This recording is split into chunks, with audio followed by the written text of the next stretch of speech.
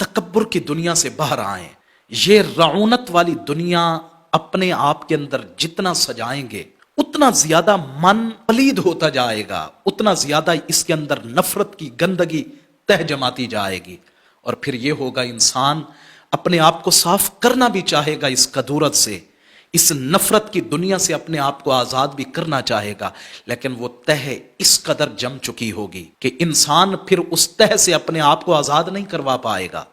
اور میرے بھائی آج وقت ہے جھک جائیں. اگر کسی سے نفرت ہے، کسی سے دشمنی ہو چکی ہے، ذرا سا جھک کے تو دیکھیں.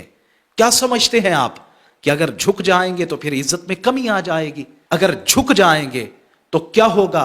اور میرے بھائی اللہ کے ہاں مقام حاصل کر لو گے.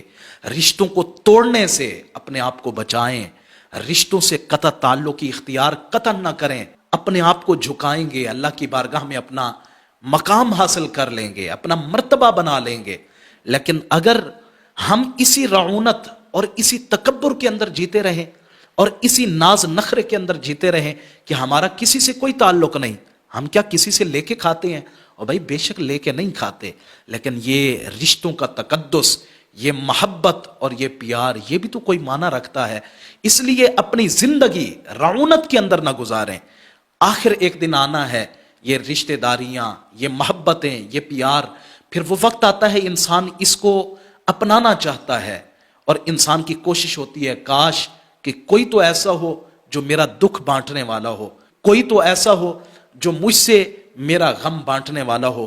لیکن ان رشتوں کو اور ان محبتوں کو ہم پہلے ہی ضائع کر چکے ہوتے ہیں، اور پھر نہ کوئی غم بانٹنے والا، نہ کوئی دکھ سننے والا، نہ کوئی اذیت کی ان گھڑیوں میں ہمارے قریب آنے والا. تو کیوں نہ آج ہم چاہیں تو روٹھے ہوئوں کو اپنے سینے سے لگا سکتے ہیں. آج اپنی رعونت کو اور اپنے تکبر کو پس پش ڈال کے رشتوں کو جوڑ سکتے ہیں. لیکن اگر رشتوں کو نہ جوڑا، رشتوں سے قطع تعلق کی اختیار کی، تو میرے آقا کریم علیہ السلام نے ایک واضح ترین پیغام دیا. واضح ترین میرے آقا کریم علیہ السلام نے یہ پیغام سنایا. فرمایا لا يدخل الجنت قاطع. اس دنیا کے اندر رہتے ہوئے تو ویسے ہی بے سکونی رہے گی، ویسے ہی اذیت میں رہو گے، تڑپتے رہو گے، مچلتے رہو گے، لیکن آخرت کے لیے بھی ایک عذاب ہے. وہ کیا ہے؟ محبوب کریم علیہ السلام نے فرمایا کہ لا يدخل الجنت قاطع. اپنی نفرتوں اور عداوتوں کا گلا گھونٹیں.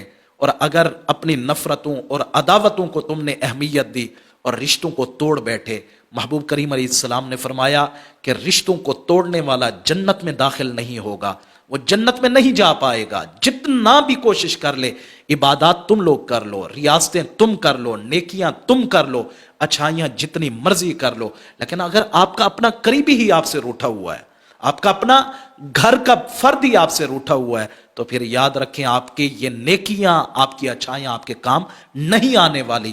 اس لیے آج ان کو منائیں، آج ان کے ساتھ محبت سے پیش آئیں، تاکہ کل کو جب ہمیں ان کی ضرورت پڑے تو ہمارے سامنے یہ رشتے موجود ہوں.